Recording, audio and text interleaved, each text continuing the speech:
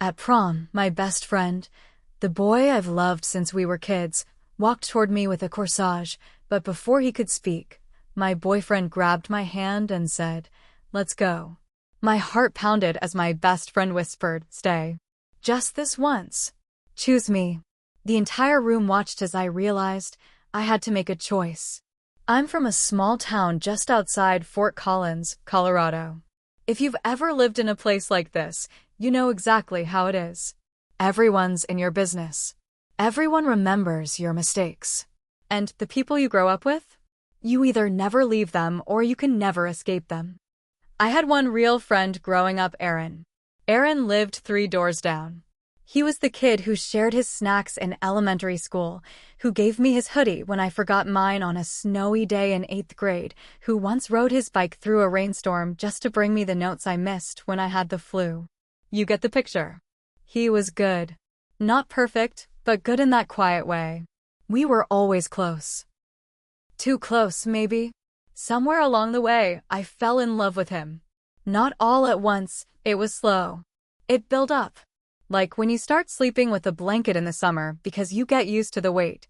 One day I looked at him, and it just hit me. He wasn't just Aaron. He was my Aaron. Or at least I wished he was. But I never told him. I told myself I didn't want to mess things up. That I'd rather have him in my life as a friend than lose him. The truth? I was a coward. So I watched him date girls who didn't see the things I saw in him. And I smiled through all of it. Then Dean came along. Dean was the kind of guy small-town moms warned their daughters about but secretly hoped they'd bring home. He had a truck, a bad attitude, and that charm that makes you feel lucky just to be noticed.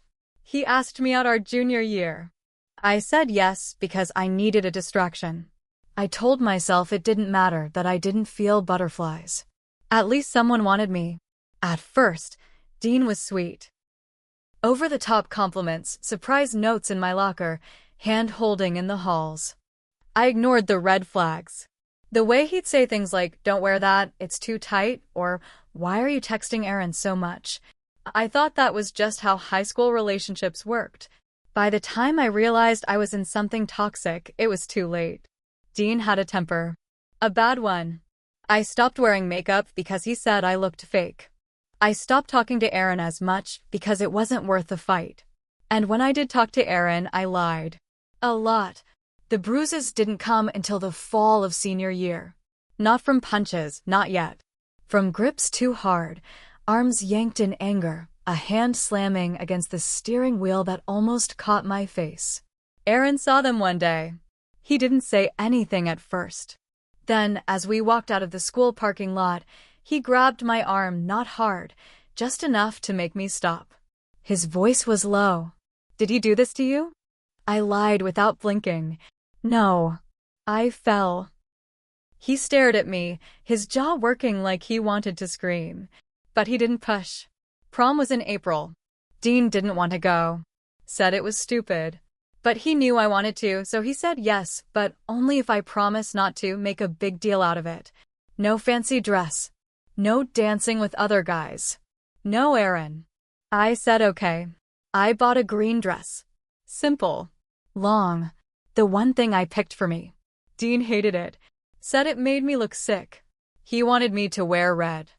I wore the green one anyway. Prom was in the school gym. The walls were draped in white cloth, and someone had strung Christmas lights across the ceiling, like it would hide the fact the room smelled like sweat and old rubber. Dean disappeared half the night. I stood by the punch table, pretending to sip a drink, pretending not to care. That's when I saw Aaron. He wasn't wearing a tux, just a navy suit that looked like it had been pulled out of his dad's closet. But he looked right. Like himself. He had a small white corsage in his hand. Not store-bought. Real flowers, tied with twine. I would find out later he'd picked them himself from his mom's garden that morning. He walked toward me. Slow. Focused. He wasn't smiling. He opened his mouth to say something, and then Dean appeared. He grabbed my hand. His fingers dug into my wrist. "Let's go." Aaron stepped in front of us. "Casey," he said, and his voice shook. "Stay. Just this once. Choose me. The entire room seemed to freeze. Some people had turned to look. I could feel the heat in my face. My heart was racing so fast it made me dizzy. Dean's grip tightened. Aaron stood his ground. And me? I followed Dean out. I didn't say a word. Not to Aaron. Not to Dean. I just walked. But what Aaron didn't know was that I was done. I was done being scared. I was done lying. I was done choosing people who only chose me when it was convenient. That night broke something in me. And the part that shattered? That part was the one that used to forgive. I wish I could say things got better after prom night. They didn't. Dean was quiet on the ride home. That kind of scary quiet where you know something's building. We pulled into his driveway, and before I could open the door, he locked it. He stared ahead. "You embarrassed me," he said. I didn't answer. My hands were shaking. He turned to look at me. "You gonna start fawning over Aaron now? In front of everyone?" I didn't say anything, I whispered. He grabbed my chin, turned my face toward him. "That's the problem. You never say anything." I pulled back. "Take me home." He unlocked the door without another word. The next week at school, Aaron didn't talk to me. He barely looked at me. It was like I didn't exist. I don't blame him. I chose Dean. I let him walk away with that damn corsage still in his hand. But what Aaron didn't know was that I'd started planning. Quietly, carefully, the bruises on my wrist from that night never faded. Not fast enough, anyway. My mom saw them a few days later while I was reaching for a bowl in the kitchen. She stared. Asked softly, "Honey, what happened?" I lied again. "I burned myself on the curling iron." She didn't believe me. I knew it, but she just nodded. That was the moment I realized no one was going to save me. So I started saving myself. I began keeping a record. Every text, every voicemail, every bruise, picture after picture, time-stamped and stored in a private folder. I kept notes in a spiral notebook and hid it under a loose floorboard in my closet. It was messy. It was emotional. But it was real. I started talking to Aaron again, slowly. Just a few words here and there. Nothing major. He didn't push. One afternoon, I left a note in his locker. "I'm sorry. You were right. Please don't hate me." He texted me that night. Just 3 words. "I don't. Ever." It took everything in me not to cry. We started meeting in secret. Just to talk. In the library, after school, sometimes out by the old train tracks where we used to ride bikes as kids. He never asked me why I stayed with Dean.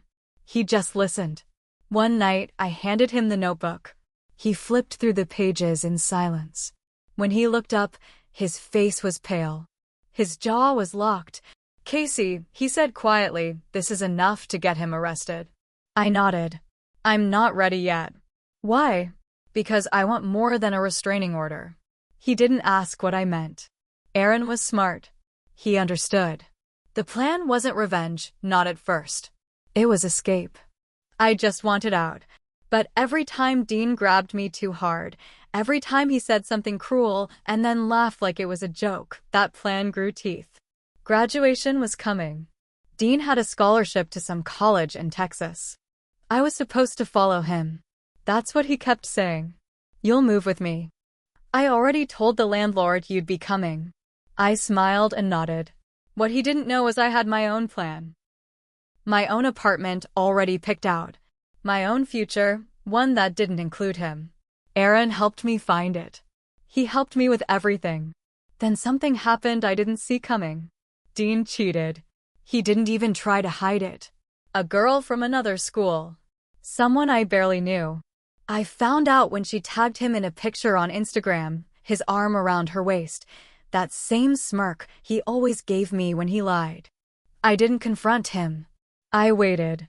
Because now I had everything. Evidence of abuse. Proof of cheating. And a reason to burn it all down. You'd think getting cheated on would have hurt more. But it didn't. It just made things easier. I had spent so long holding on to something that was already dead. That picture? The one with Dean and the other girl? It was the final push I needed. The leash snapped. And the girl he cheated with? Her name was Maddie. She was 2 years younger. Barely 16. That changed everything. What had started as a quiet plan to escape turned into something else. Something darker. I wasn't just going to walk away. I was going to make sure Dean couldn't hurt anyone ever again. Aaron and I met at the old drive-in parking lot one night. I handed him my phone with the Instagram post open. He stared at it, then looked up. She's underage? Yep. He blew out a breath. You want to report him? Not yet, I said. First, we make sure it sticks.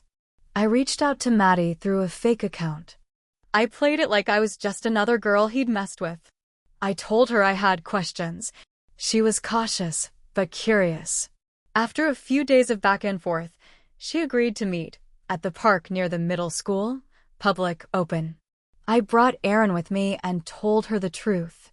Everything. About Dean. The abuse. The threats. The cheating. She didn't say much at first. Just listened. Then she started crying. I thought he loved me, she said. He said he was 18. I looked her in the eyes. He's turning 19 this summer. That was the moment she changed. She wasn't just some scared kid anymore. She was angry. She wanted justice. Together, the three of us built a file. Photos, text messages, screenshots, even a recorded phone call where Dean admitted to seeing her. No one has to know, he said on the tape. I've dated younger before. Aaron's older cousin worked at the sheriff's office. We handed everything to him anonymously, told him to treat it like a tip. 2 weeks later, Dean was arrested. Sexual misconduct with a minor. Plus charges related to my documentation, assault, coercion, intimidation. The town exploded.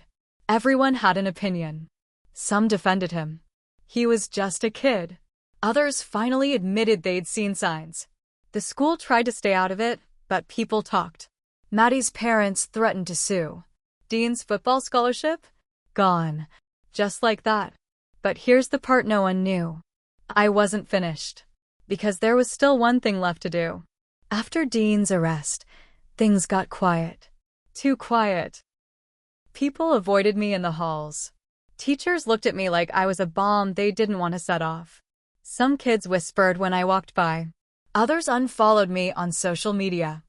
I heard one girl say I ruined his life.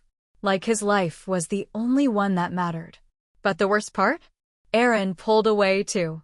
At first, I thought it was just because of the stress.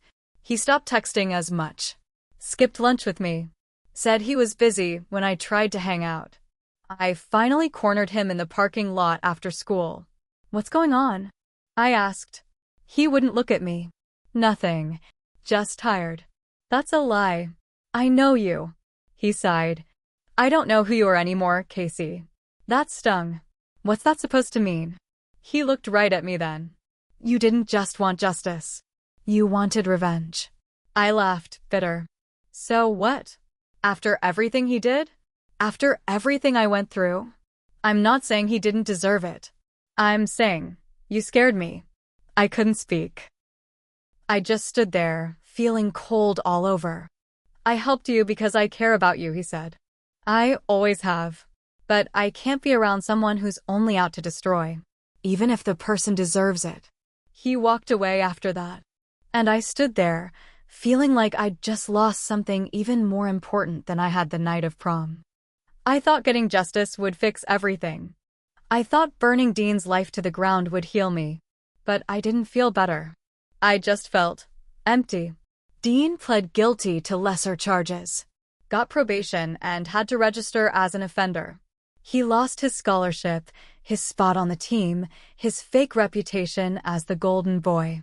His parents sold their house and moved 3 towns over to escape the shame. I never saw him again. Maddie ended up switching schools. She sent me a thank you card. Said I saved her. I still have it. I graduated that spring. Alone. Aaron wasn't at the ceremony. I moved into the apartment we'd picked out together, but he never visited. I got into community college. Took psychology classes. Maybe I wanted to understand how people become who they are. Maybe I wanted to understand myself. One night, a year later, I ran into Aaron at the grocery store. He looked older. Tired. He smiled, but it didn't reach his eyes. "You look good," he said. "You too." We stood there for a second, in that weird awkward silence that happens between people who used to know each other. "I meant it, I said. "That I'm sorry." "I know," he said. "But sorry doesn't always fix everything." I nodded. Because he was right. He pushed his cart past me and walked away. And just like that, I knew I'd won the war, but lost the only thing that ever really mattered. Revenge gave me power, but it took everything else. So, if you're reading this and you're thinking about choosing revenge over healing, just know there's a cost. And sometimes, even if they deserve to burn, you don't have to burn with them.